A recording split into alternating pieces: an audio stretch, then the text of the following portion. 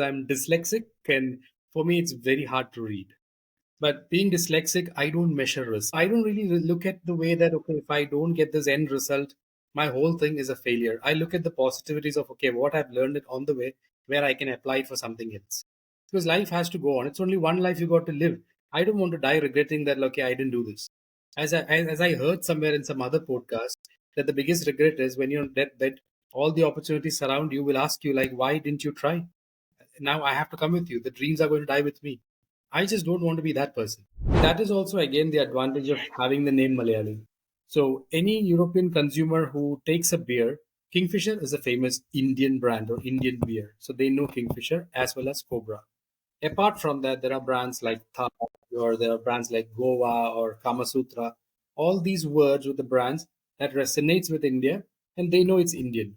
Malayali, you can keep it next to a Carlsberg or a Heineken and they wouldn't understand. For them, it's like Carlsberg, Heineken, Tuborg, Malayali. That name actually gave us an advantage that we are, in fact, selling outside the Indian restaurants as well.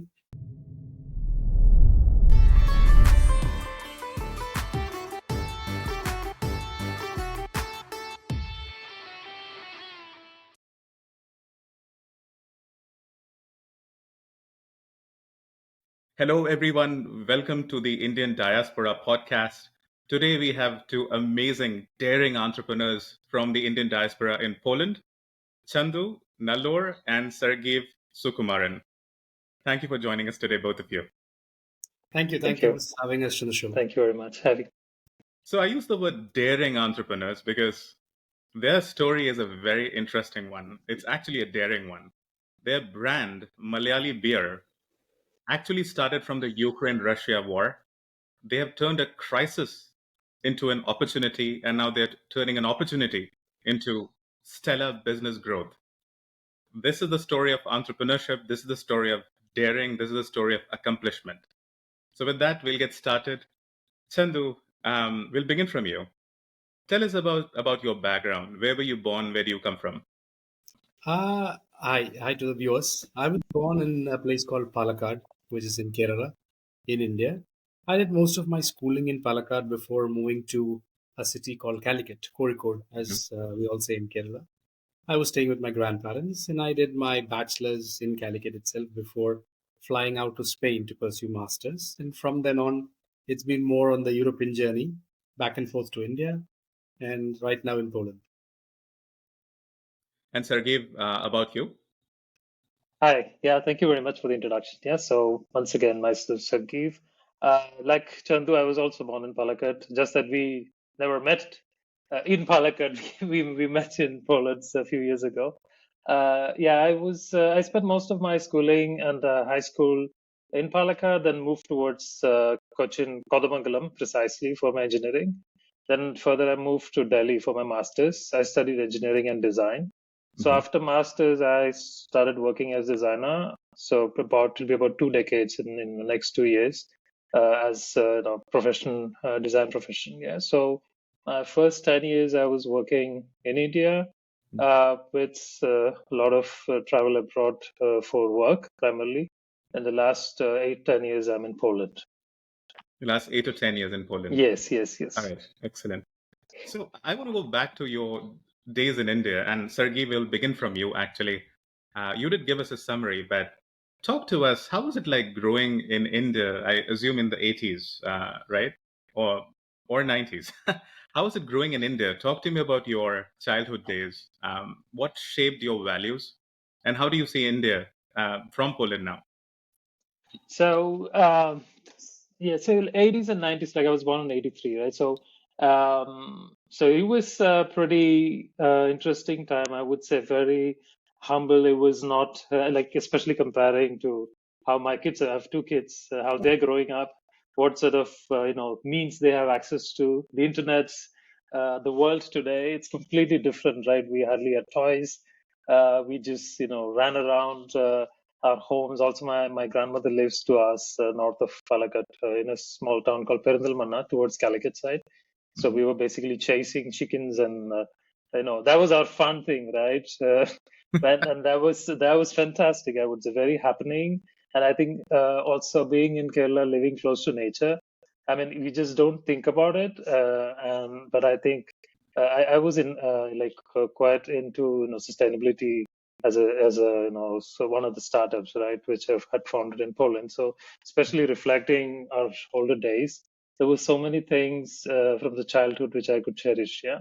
But then after my engineering, I moved to Delhi. It was like a big change, a huge city, and also started working with an American company in the R&D unit. So immediately there was a global sort of like connect, and I was in the US in 2007 for work. So immediately there's like this sort of a contrast and exposure, but still very well rooted back in India and back in Kerala.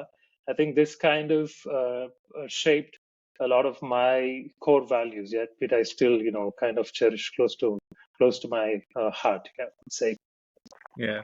I mean, those who have grown in 80s and 90s, they know what we are talking about here. Uh, the 90s indie pop songs, right? Uh, Yeah, absolutely. I mean, India had fantastic pop at that time, I would say, which is missing. exactly, Yeah, yeah, yeah. exactly. Shout out to those born in 80s and 90s. Even Chandu, made in India, right? At yeah, Yeah. yes, yes. that. For me, India was, the post-liberalization of 1991, right? India was just taking its identity, right? And it was forming into a civilization, a democracy, a new country. Cricket is our religion. Yes. Um, Many things binds us, but that common identities were forming, and I think our generation was very lucky to be part of it. Thank you for sharing your story, Sarkib. Chandu, Thank over you. to you. How do you reflect back on your childhood? I mean, like Sergey put it, really like we are from the pre-tech, pre-mobile, pre-tablet era. So we were having more of human interactions. Like Hmm. we used to run around in the fields and like enjoy nature. And coming to India, one thing why Indians like we are Indians, we adapt in a different country easily, is India is actually a mini world. Because if you look at European Union, you have 27 countries with different languages, but sharing the similar border, we just cross across and different identity, and with a single currency or like multi currency.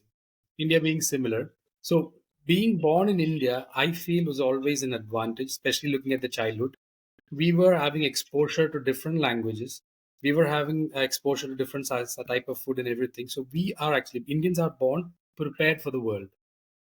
Wow. So, in Yeah. being in India, with the size of the population, the competition which you are thrown into at a very young age, we Yeah. feel that actually as a blessing when we are off India. If we are still in India, we're still in the competitive mindset. We are running around the same rat race with everyone and really trying to outrun the other.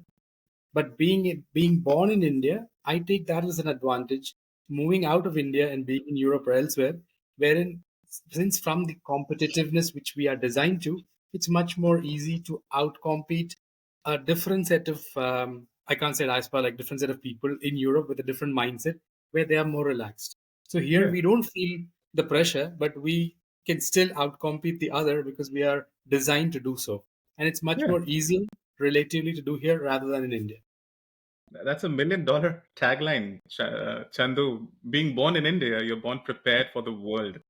Yes, we That are. is amazing. I I mean, never think thought in it these that way. lines. The same, think in these lines, like, as we speak, sitting in Europe, we have Schengen country zones, yeah? There's Germany, there's France, there's this different culture, different language, different set of food, but it's European Union, and you're going around and doing the similar thing. India, Yeah. even before European Union was born, India was similar. At that time, it was 26 states, different language, different alphabets, totally different culture, different food. So we are a mini world in ourselves. So we Yeah. are basically born ready for the world, not just for one country. It won't be easy for a Pole to, let's say, go and live in India, like compared to Yeah. an Indian coming over from there and living in Poland Yeah. Great or reflections, elsewhere. Chandu. And please, I want to say you remind me of, I read American history and I'm based here in the US. You remind me of the Gilded Age in America. Gilded Age True. was in 1890s in America when the Rockefellers, the Yes. Vanderbilts of the world arose. They had this tremendous sense of hunger of achieving, creating legacies, creating empires, and I sense that is the kind of spirit among a lot of Indians and global Indians in the diaspora. And Chandu and Sargeev, you are shining examples of what I'm talking about here. So we'll carry on with the story. Sure. So great reflections on childhood and early India. Now, Chandu, I'll ask you. Talk to me about going international. Why did you decide Spain out of all the options in the world? Uh, in fact, like I didn't plan for Spain. It's again coming back to, or like if you reflect, my thought process or the way I take decisions are always random. So, in India at those days, wherein even today, it's very common practice that you go to a student agency who will advise you about the course, which country to go, what course to take. So me and my friends, we had planned to do our masters in Scotland. So one of my friend was already in Scotland, and I thought like, okay, I'll go to the same place, and I went to the same agency where he had gone through. I was sitting at the lobby waiting for my interview turn. That's when I see a poster, study in Spain in Barcelona, and it was like 5,000 euros or something. At that time, comparing to the price in Scotland, this was cheaper by 2,000 euros. Hmm. So I just asked the receptionist, like, okay, what is this offer about? And she said, oh, this post just came in today. Nobody has gone. We don't even know, we don't even know who went to Spain. Nobody had gone there. I said, okay, I would want to go. I would like to try. That was just a decision because of a poster I saw that I'll go to Barcelona. That's how I just took the decision. And I went to Spain to do my master's. There was no, what do you call, like no research or no planning or no thought process behind it. Just a Hmm. poster. Okay, let me try because nobody has done it. I'll go do that. That's the only thing That's which took me there. amazing. Yeah. Yes. But that was A one of the life best of decisions. random connections, Yeah. and leading to where you are. Isn't life Yes. beautiful?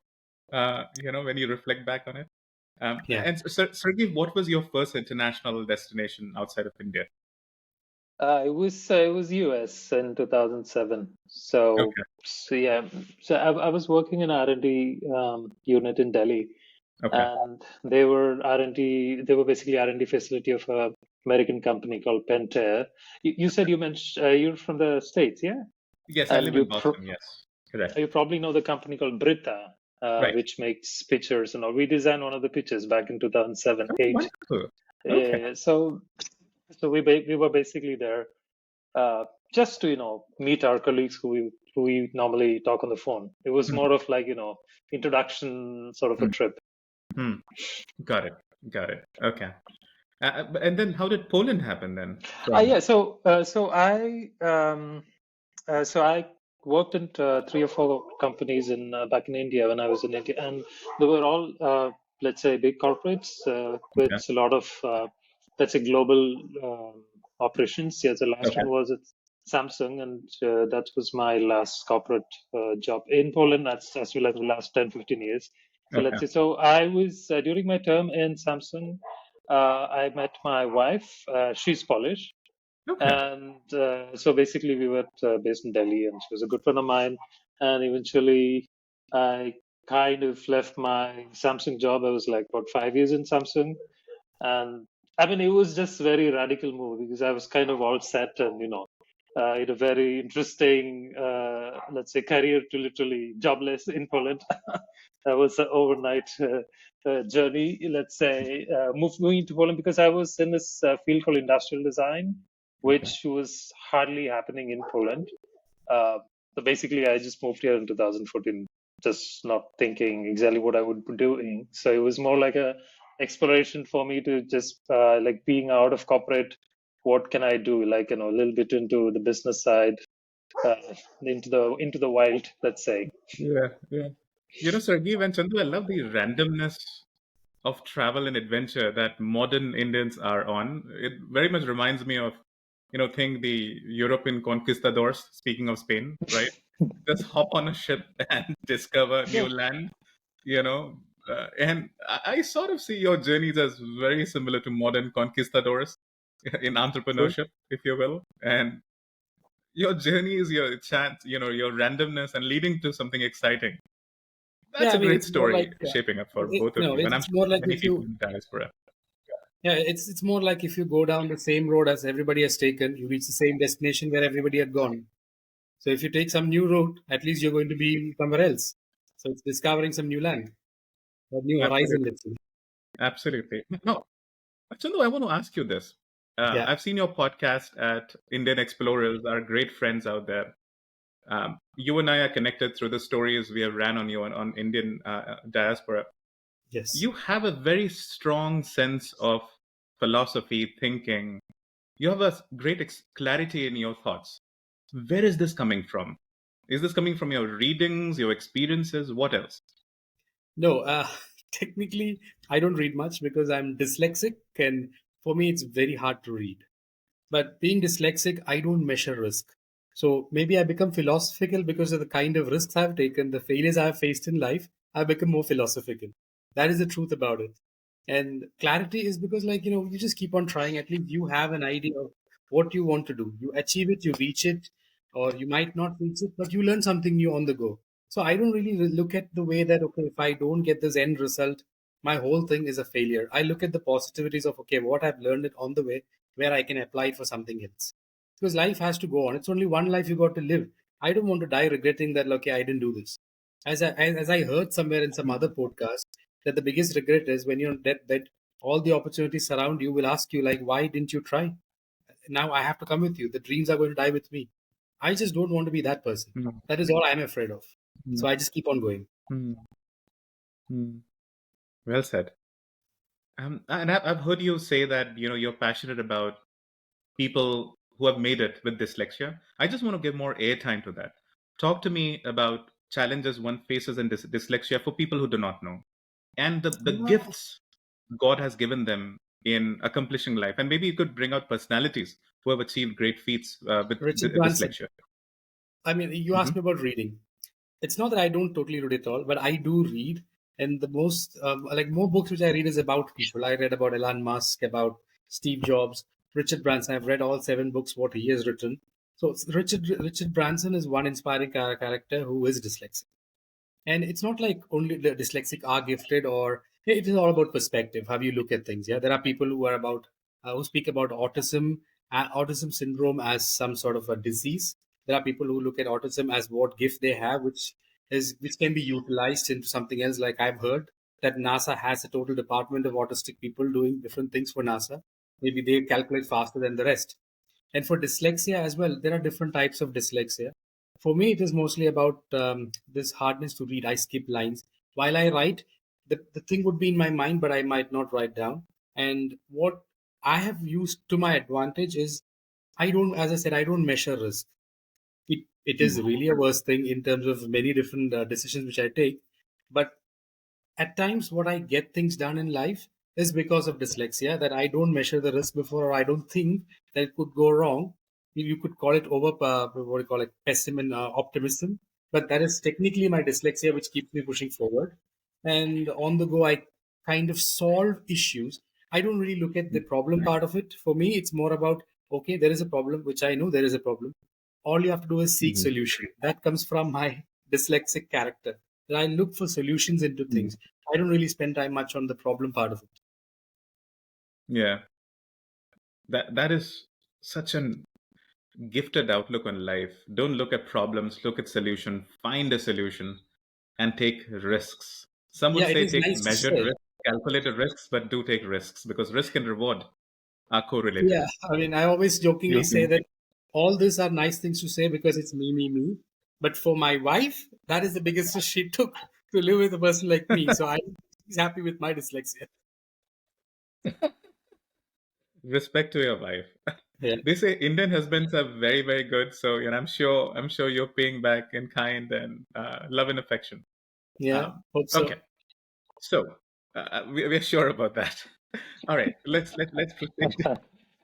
Let's proceed in the discussion. So, we looked into your childhood background and your journey internationally, and just being adventurous with your life, no regrets, right? No, Talk to us about your journey from corporate life. You worked in Leica. We, yes. we have heard that in other podcasts. I want to understand the thoughts germinating in your mind about doing something of your own, even before the Ukraine war happened. I want to go to the seeds of that. When did this mindset of turning an entrepreneur come into your minds?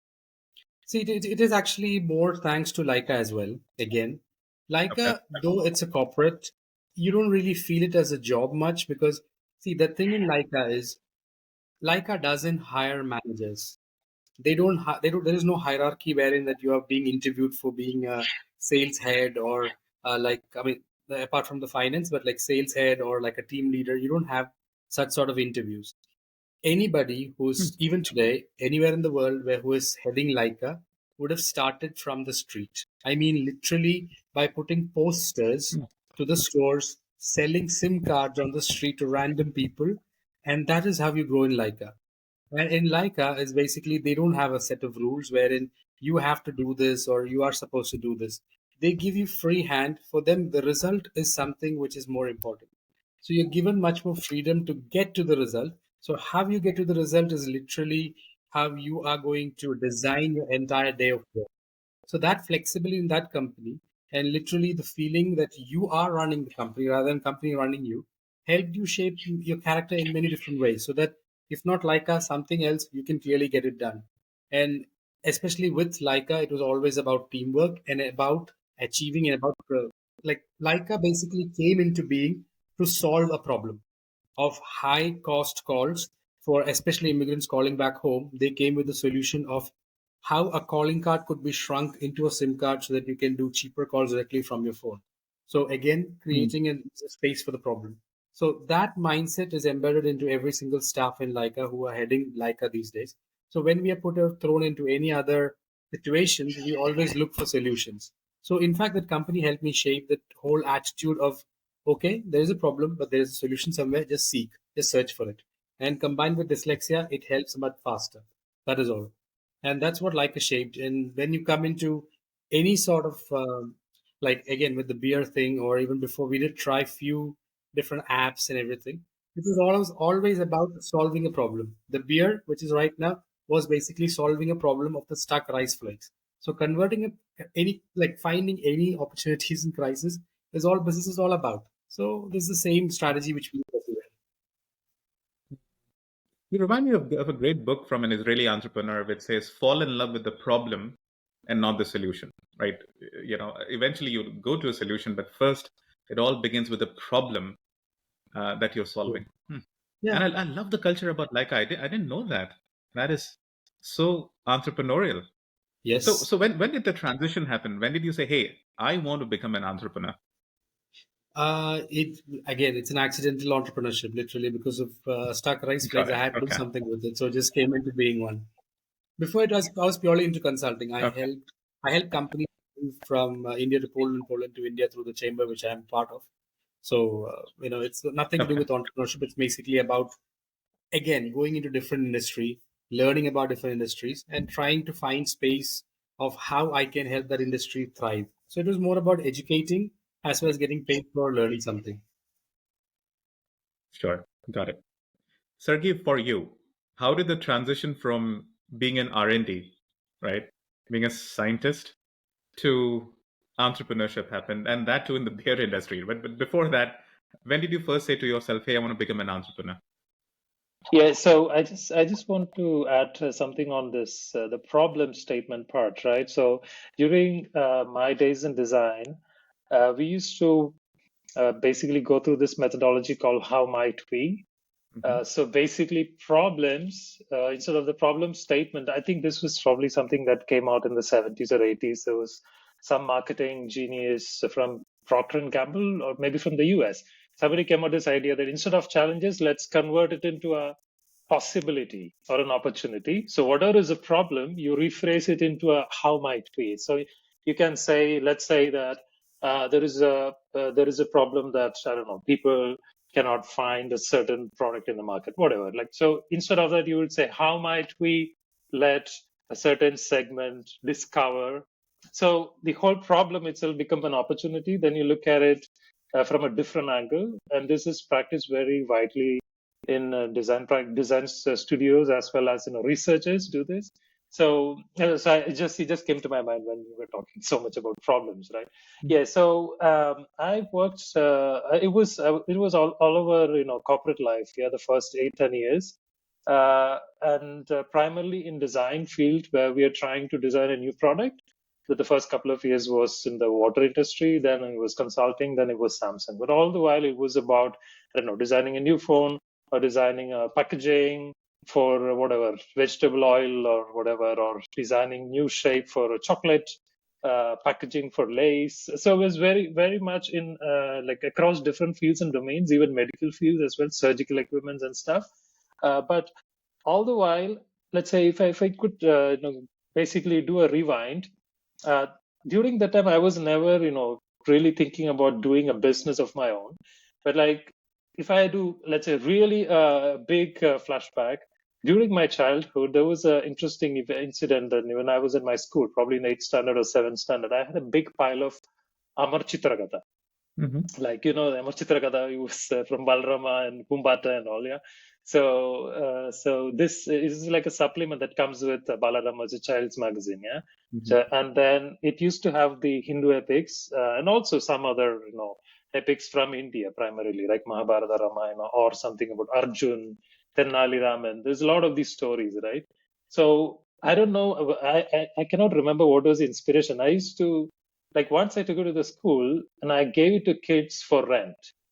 So it was a Amar Chitrakatha, let's say, on demand. Hmm. And I think I got 1 or 2 rupees.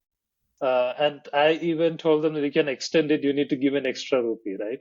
I Hmm. think I was not interested in the business.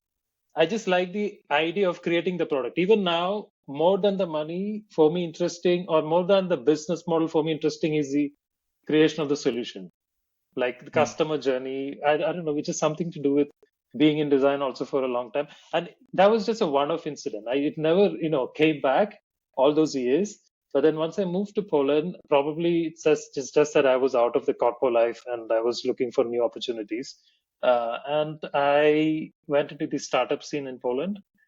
Basically met a lot of people at huge networking, mainly Poles and other nationalities who were in the tech field. Yeah, so I was into a couple of startups, either as advisor or as founder's role.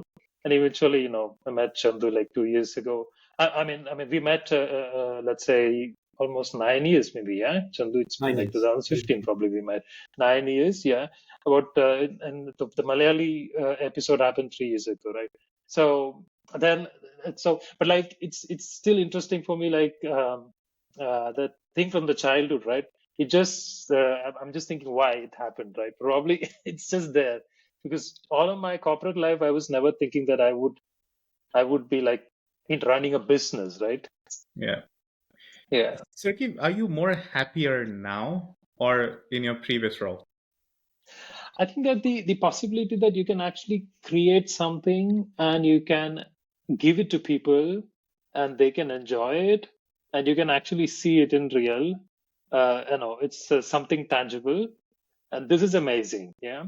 Of course, there are other challenging sides to it. Like when I was in Samsung, every month in the beginning, the first of the month or the last day of the previous month, you're getting your salary. So that don't happen when you're in your entrepreneurial journey. It's completely different when it comes to the finances. But the creation part, getting something to the market, and seeing it, learning from it, and because you don't really just learn from one of the aspects of the business. You learn everything, right? You learn the finance part, you learn sales, marketing, vendor management, production. So there is so much learning happening all the while. This is amazing.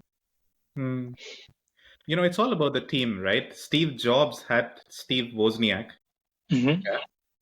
and Chandu has Sargiv, right? So it's the team that Chandu is building out here. And for any venture capital, VC, or private equity looking into this show, look into this team.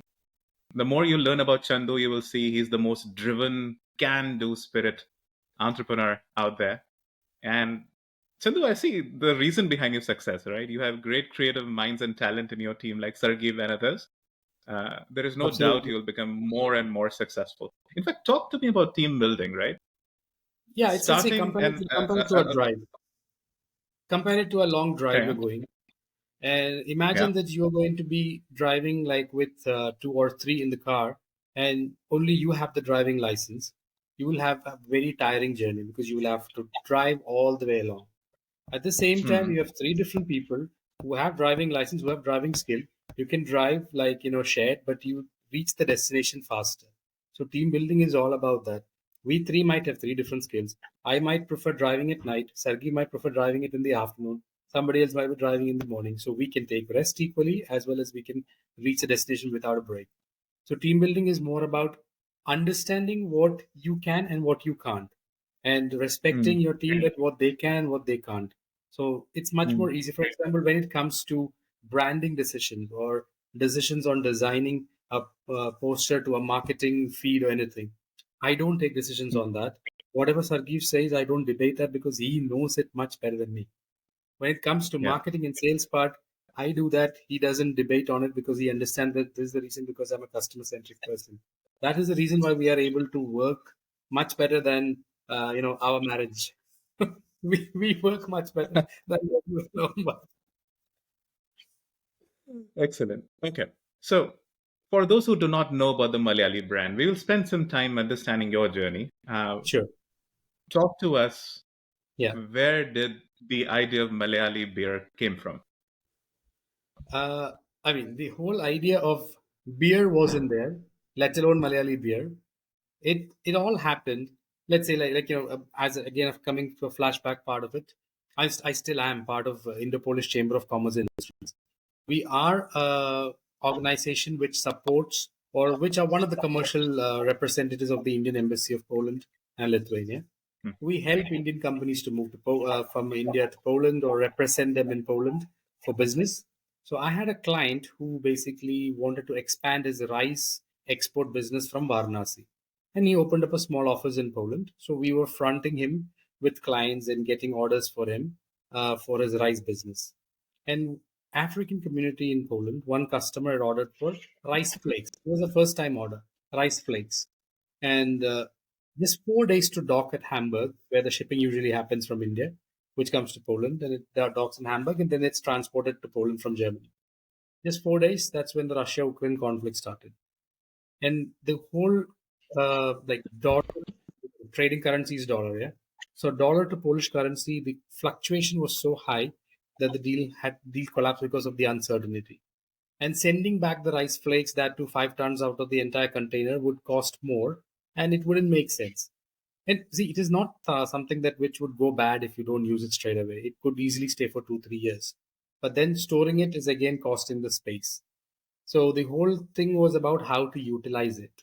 And the initial idea was to literally try out with pet food industry. And that's when we realized that the pets eat much better food than us because it takes around 9 months to get certified. So then hmm, that was out of question. Then turn to Google like everybody else. What can you do with rice flakes? That's when I read about a beer called Kumban, which is in UK, and they are done from Palakkad and Matta rice. And I approached a brewery regarding the same idea, and they said you have to do a minimum of 2,000 liters, and the bottles here in Poland are generally half a liter, so that's 4,000 bottles. So totally something new that I've never sold a beer, and nor did I have a plan nor a company. So I went back to the rice importer again and asked, like, okay, if we can use the database of the restaurants where he usually gives his rice. So I went and spoke to a few restaurants, and the whole idea was to white label some beer and give it to them just to finish off the rice flakes. And we tried that initially. Once we had put it out to few restaurants, the restaurants started calling us back again for a reorder if they can get the same beer. And the reason what they stated was women love it because it's super light. And usually people who drink one beer with a meal are drinking two of yours. And in fact, it's the restaurants inspired us to come out as a regular business, and which I saw that there is a business opportunity in there. And then during this Operation Ganga of the Indian government, from the civilian end, most of the volunteers who were at the Polish border, I mean the Indian volunteers, most of them were from Kerala. And there was one article in Times of India which said, "It is our duty," says Malayali volunteers. So that is when the whole idea of like why not use the term Malayali came in, because this whole thing is coming out of the war thing. And I called up Sargeev to ask. I asked few friends as well, like, what do you think about a beer called Malayali? Everybody shot down. They said that's the most stupid name you can ever do for a beer, apart from Sargeev. And Sargeev led like, why not? And that's how we went into that. Why not turned into naming the whole brand Malayali. We did trademark of it. And luckily we got it for, I mean, we were surprised when we got that Malayali can be used for branding alcohol and beverage. And that's where the whole Malayali story starts. That's how it started. Wonderful. Accidental entrepreneur into a brand now. Yeah. Not into a Sergey. brand. It's the other way. We didn't make a Hmm. brand. Malayali is already a brand. We took a brand and made a product of it. Oh, wow. Yes, yes, Yeah. yes, indeed. Yes, indeed. Sergey, you as a creative mind in the team, what does Malayali brand values stand for? You know, Coke, for example, is happiness. What are the brand values of the brand Malayali? So we wanted to have this sort of bold pop. Yes, there is a bit of, casual element in it, but at the same time, it is classy and playful as well. Yeah, so that's sort of a fine sort of balance between them. We wanted to stand out. We wanted it to have, let's say, very well grounded element in it. Yeah, and to have an international facing brand, right? So we didn't want it to be too crafty or too regional or local. So that we wanted to have be take the brand into an international podium, right? So Hmm. that was right from the beginning. That was our vision, and I think when we started it, we had some let's say some threats to which we didn't want to kind of immediately kill in terms of like the initial phase of the brand. Slowly from there, we started taking steps to make it more, let's say, simplified. Yet there is this element of let's say craftiness there, but still we didn't want it to be like, let's say, a craft beer category, right? So it's like let's say boldness is very important. Boldness and being colorful and being strong, being expressive. This is the core, but still we wanted to take it to the main stage. Yeah. Hmm. Chandu, what would you say about the brand values? Like What keywords would you use for Malayali brand? celebrating life. That is what Malayali is all about. We celebrate.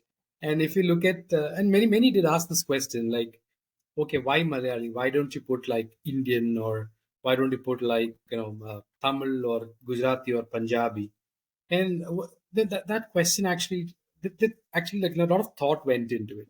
Because if you look at, I always tell people, if you really want to know about a culture, about people, all you have to do is sit and watch a movie.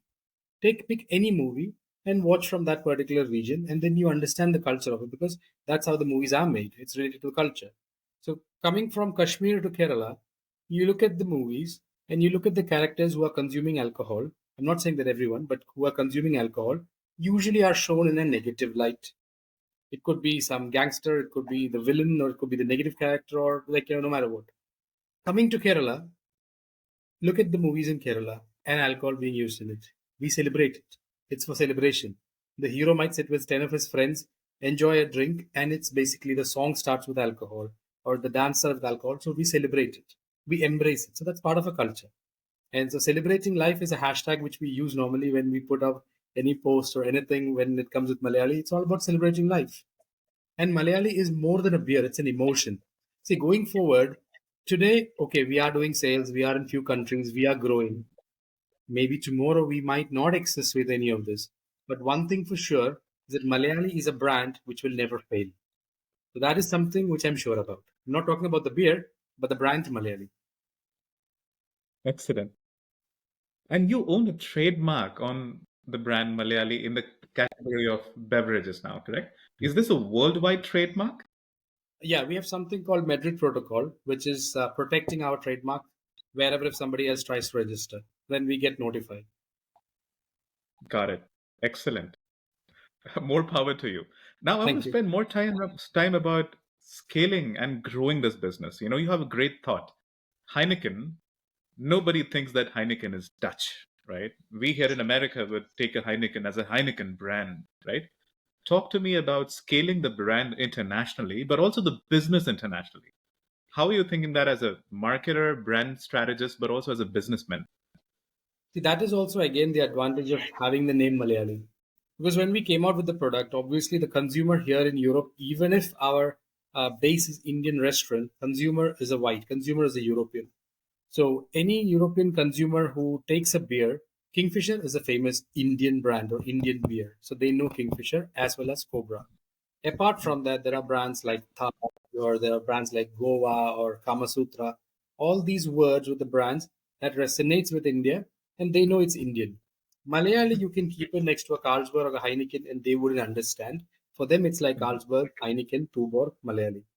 That name actually gave us an advantage that we are, in fact, selling outside the Indian restaurants as well, which normally a traditional Indian beer is only sold in Indian restaurants. And the moment the consumer steps out of the Indian restaurants, he forgets the brand. We are at least able to outgrow it thanks to the name. So we, in fact, are promoting ourselves as a hybrid beer. What is Mhm. hybrid? Literally, people can call it fusion as well. But the whole thing started when we started mixing Indian rice flakes with Bavarian malt and the Czech hops or Polish hops. So there's a Mhm. component of Europe as well as India coming together and creating the smoothest lager, probably the smoothest lager in the world.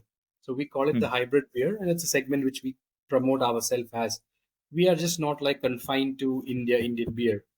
If, as you said, Heineken Dutch beer can be international lager, Malayali is an international lager with Indian roots in it. So that's how we are Mhm. scaling up.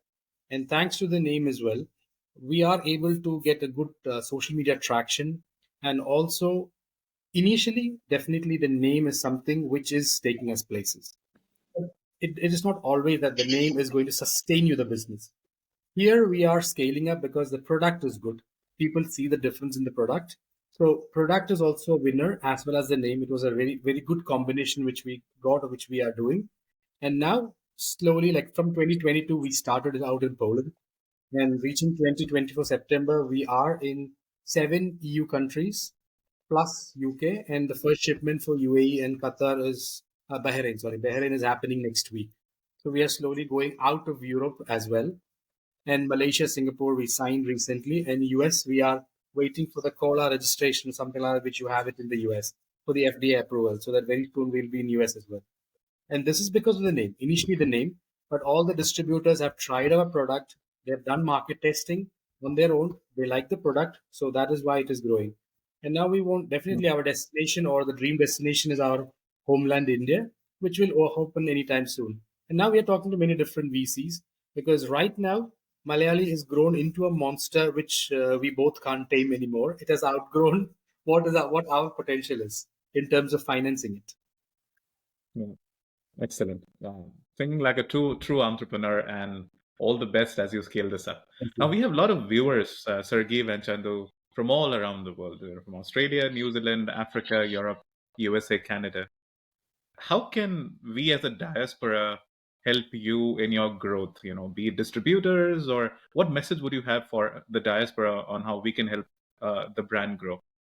See, of course, like, the distributors, all this growth is thanks to the distributors who are from our diaspora in all these countries. And in fact, many Yeah. are reaching out, seeing us online or like, from our digital presence to the product which some friend of theirs would have used.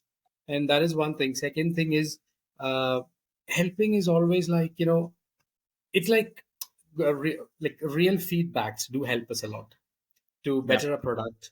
And also, in Yeah. fact, till now, we have grown only based on the real feedbacks, which our diaspora was like very kind enough to give, like locally. I'm talking about Poland or Germany or all this. So this is the same thing. And, obviously, I'm not saying that only drink Malayali, which will be cruel.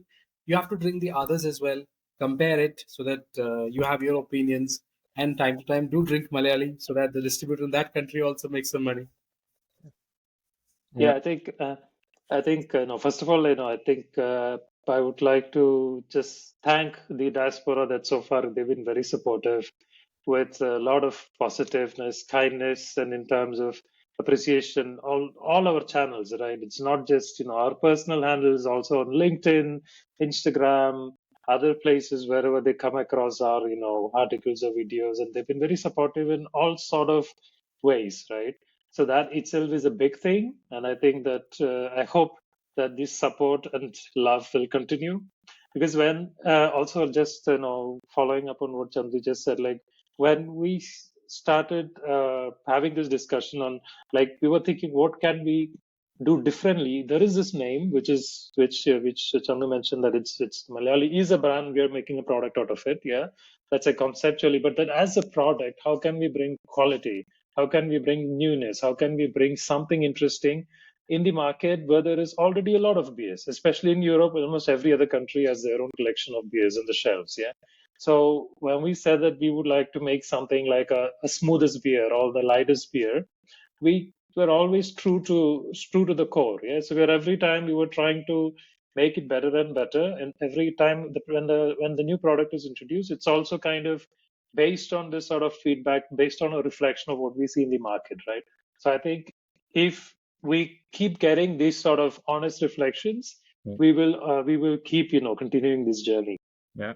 Well reflected team. Jeff Bezos, right? He talks about being customer obsessed, you know, and often from negative feedback actually comes the best of the insights.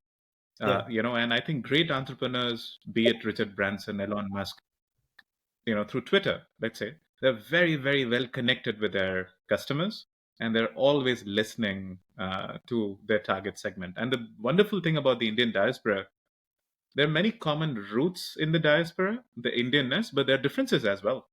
The Yes. needs of the diaspora in Kenya might be very different from the needs of the diaspora in Sydney, Australia, Hmm. or in Boston, USA. you know Absolutely. Absolutely. so as Yes. as you as brands, brand gurus of your brand, I'm very curious to see the differences you would see among the diaspora as you grow across different geographies. No, it does. Like if you see, like we have three SKUs right now, which is Malayali, which is Mm-hmm. premium 4.8% lager, predominantly Mm-hmm. consumed by the Europeans. And many did think that with the name Malayali, Malayalis would fall on it and they would embrace it so far. Our biggest Mm-hmm. critics have been the Malayalis because they didn't feel like this is a beer. 4.8, and not only Malayalis, for Indians, for them, Right. 4.8 is never a beer. It's worse than water. And that helped us to create the product called Malayali Power, which is 7.2, which has been like superbly embraced by the diaspora. And now we have an order from Oman who are not satisfied with Mhm. 7.2. They want something 10 plus. So as you said, different diaspora, different area, there are different needs. So it's about increasing and decreasing the alcohol percentages, which we are working on. And with the name Malayali, it is not only just Yeah. like, as I said, the brand we took and made a product. The responsibility of having the name on a product is actually a huge pressure, because if we don't live up to it, people would start saying that Malayali is bad, and it is not putting a product down. It's putting an entire diaspora down. So that pressure is also something which we are handling and which we are making sure before we go with the product into the market, that the name doesn't get tarnished because of a product. So we Yeah. make sure that we use the best components to make the best product of it, whatever the best possible we can. I mean, Yes. we have to go along the Star Wars line that may the spirits be with you, right? Wherever is needed. Wonderful, wonderful. Great, great real life stories on branding, growing a business and customer segmentation, which is the European segment, but also the diaspora. Uh, okay, we'll move on to Poland now. It's a very special country. Every Polish person I know is a great human being with a great work ethic. I have a lot of respect for Poland actually, and I've lived in Norway for 5 years, so I've been and traveled around Europe. I want to understand more about the Indian diaspora in Poland to begin with. Uh, Talk to us. Describe the Indians, the Indian diaspora in Poland. I mean, Indian diaspora is very vibrant in Poland, and it has like grown exponentially in the last 10 years. Like right from students to manual labor to IT sectors to doctors to everything, it has just grown exponentially. And Poland is actually a land of opportunities. And why is Poland special? If you look at all the other European countries, Poland is one country which never went and occupied, or they never went on occupation spree. Rather, they are more like, the history is more closer to India. Poland geographically is between two really like, or even now they are, but still you can't say that Germany is one like that. But between Germany and Russia was not the best place to be in early times, literally, and Poland unfortunately were in between them. So they were invaded, they were like really plundered, and there was a point they didn't exist on the map of the world for 123 years. But people here are Mm. resilient. They kept the language, they kept the culture alive, and they came back, and now they're a strong nation. So if you compare to India, we were a country which was ruled by the British for 200 years. we got the independence, and now there was a point wherein an Indian became the Prime Minister of Poland. I mean, sorry, of England. So it's again the balance is like same between our two set of people. So I always say that this is a white man's India, and Indian diaspora is well respected in Poland.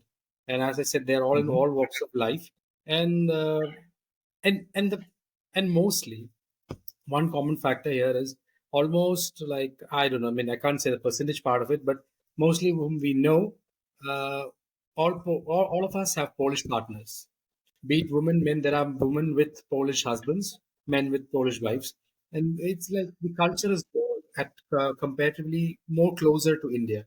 If there is Christmas, no matter where you're in the world, you are on your grandmother's table, the entire family, like what we have in India for Hmm. festivity. So we can relate mostly like we are living in a white man's India. That's what I would call it. I don't know about Sargiv's viewpoint. I never asked him. Yeah, I mean, yeah, I think that, there are a couple of things, right? Like in post-communism, like in the 90s, the communism got over, the Polish market opened up.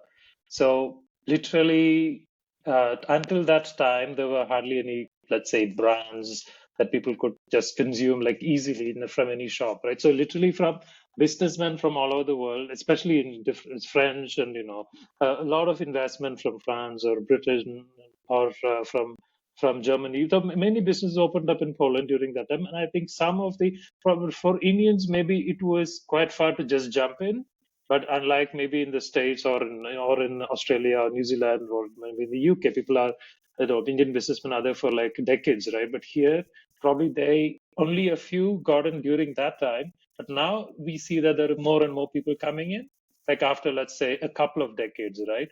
But people who came in that time, they established a lot of big businesses, let's say. Yeah, there were not many in numbers, but you could see that like many of them actually ran like huge businesses, be it in textiles or in real estates or as export import businesses, right? So I think that like in India as well, right? When the this sort of similarity that we also had brands coming in around the same time. Poland also had the same terms. That's like one big similarity. And we see that today, when we are in Poland, like many parts of the Europe is kind of getting, especially more developed countries in Europe are getting saturated. The growth is not so radical now in terms of GDP or in terms of how the market is growing, right? India is like growing heavily now, and Poland is one of the leading, countries in terms of growth in Europe. So there are a lot of similarities, and in a way, when Chandu said that it is a bit like India in Europe for us, yeah. So we see even when we talk to the Indian diaspora here, like especially people who lived here and moved to some other Western countries within Europe, some other other Western countries which are more developed, they say that life in Poland was more colorful. So this is interesting. They use the word colorful, especially, right? And I think and again going back to the point. Um, about celebrations, right? The weddings here, the most of the festivities here are absolutely like warm and colorful, and people are very close. And I think that in the south, where my in-laws' families are there, uh, I feel that they're even more family oriented than my family back in Kerala in terms of Yeah. how the connections are there, how often they meet, and what do they celebrate, and how humble those events are. Let's say, and Hmm. again, there's one more point which is connected to our business itself. The southern part of Poland is really into alcohol, which is not in terms of like the drug. I'm just saying that there's a lot of local ingenious drinks here, which is amazing, and they're really passionate about it. And it's just, and then of course, Poland is known for its vodka, right? But vodka is not the only thing. There's a lot of other variations of alcohol here, ranging from 40 to about 70 to about 80%. And you can see that I think when we go to an event, when you go to a little festivity in the house, it's not this thing that you just pick up and order it on Uber Eats, right? It's just in the villages. They cook, they get your, close family around. Everybody's on the same table. There's a lot of singing happening. There's always you always pour to the person next to you before you drink. This sort of culture is very warm. Yeah. Yeah, So it's very India-like, right? It sounds yeah, very. that's exactly like it's you don't feel like you're away, except for the language, right? When you hear the language and of course the color of the people, but it's a lot of things are very similar, I would Hmm. say. Now, one interesting question. You mentioned a lot of Polish people have Indian partners, right? So, what happens when an Indian family, because you don't marry a person in India, you marry a family, right? An Indian family and a Polish family come together. What happens then? Meaning, how is that cultural assimilation of two people, but also two families, two countries coming together in a union? How does that unfold? See, it all depends. Like, So alcohol opens up languages. So, once the both families, especially men, if they drink alcohol, no matter if one speaks Polish, the other speaks their own Hindi language, both will understand each other. They love each other. As long as they don't speak the same language, everything is seemingly in peace. Of course, culture are different, but still, it's seemingly in peace.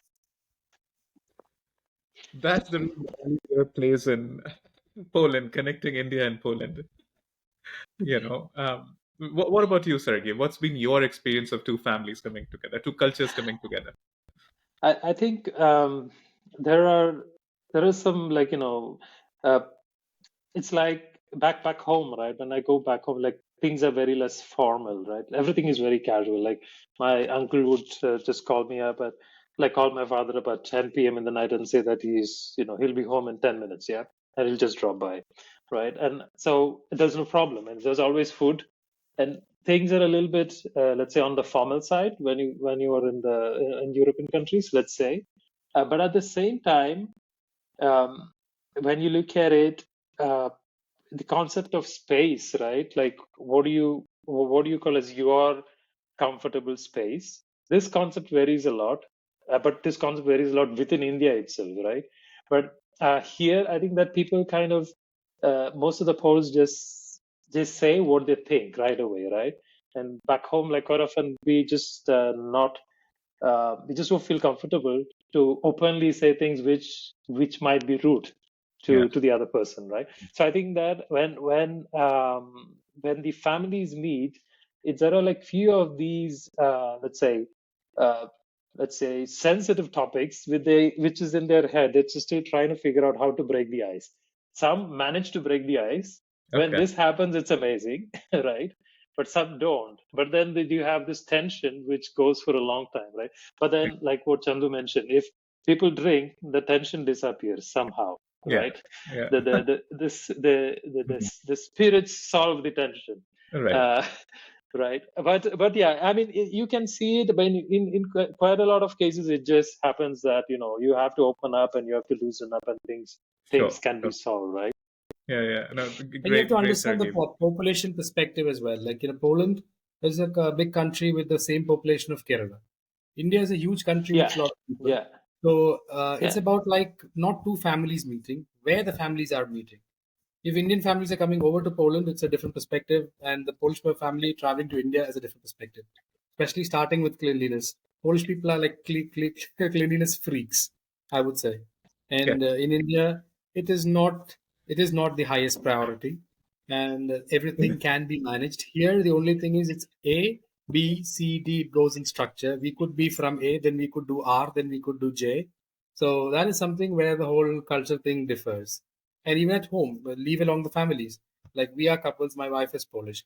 For her, she goes into a panic if her second plan didn't work after the first one or third one. For me, if first didn't work, I might do the 10th thing and come back to the fourth one. So it's all about like you have, Yeah. your culture reflects on such things. Yeah. Got it. I Got mean, it. we're as Indians, we are most of the time ready for uncertainties, right? I mean, it's always the case. Like I've had this sort of discussion with so many of my friends who are not from India. Like even one of my colleague from the States had visited in 2008 or something. Yeah, he visited Delhi, and I picked him up in a auto rickshaw from the airport. Just consciously, I just wanted to take this ride, right? And he was saying how the rickshaw is moving from the Delhi airport to South to House or something, from first line to second to the third and the fourth, and going back and forth. And he was like, if this happened in US there will be like a major pileup of cars.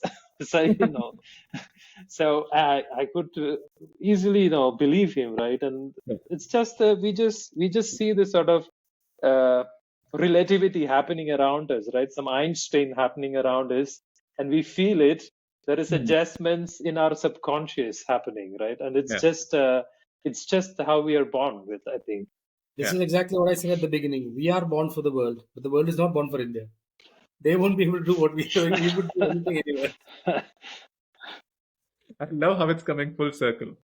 Yeah. This is great description about the Indian diaspora in Poland, and I'm sure for our viewers, it's going to intrigue you about Poland, the Indian diaspora, and you would go and travel there and actually meet the amazing people who are calling Poland their home. So this would bring us to our last segment. We'll move to fun rapid fire round of questions. I'm going to ask you rapid fun questions and just shoot your responses. Are you ready? Either one of you could respond. Yeah, no problem. The best place in India to travel is Kerala. Layla Duck. your screen froze. Sorry, so I'll ask again. I didn't hear that. The Okay. best place to travel in India is, Kerala. Yeah, I was saying Leh and Ladakh, yeah, because I was riding my motorbike there a couple of times. and that's an amazing place. That just covers the entire India. Best food that can pair with Malayali beer. Oh, that's a Anything you like. fantastic fish fry. I would go for a fish fry for that. Chandu, Anything you like. Our thing pairs with anything. okay. An underrated person in India that the world should know about. Abdul Kalam.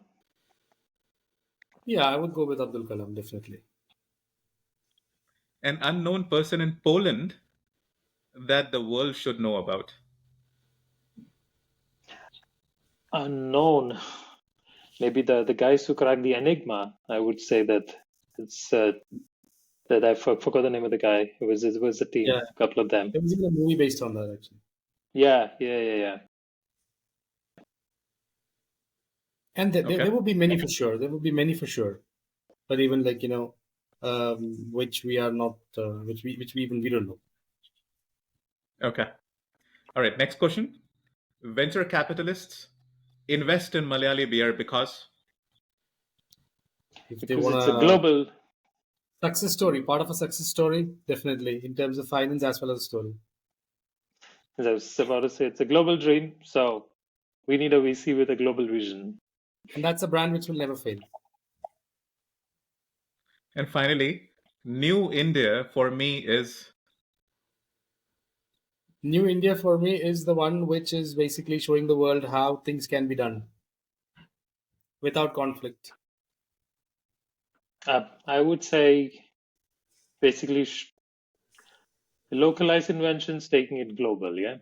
hmm, Because we have a lot of amazing stuff there happening there, which can do a lot of good to the rest of the world, which the world yeah. hasn't seen. Yeah. All right. Great answers. Hopefully, our viewers have discovered something new about India and Poland and VCs why invest in a global growing brand. Yes. With that, I would just want to end with a messaging for the entire diaspora. And we have a lot of viewers from India as well. Sargheve, if there is a message finally you would want to give to the entire diaspora and folks from India, what would you want to say? Listen to your heart. You just need to. I think we're all doing our daily run, trying to make our living, bread and wine. But I think we need to keep thinking or just try to listen to our heart from time to time, and you will feel the pulse. And then you know what needs to be done. Yeah. Just be it work, be it life. Hmm. Chandu?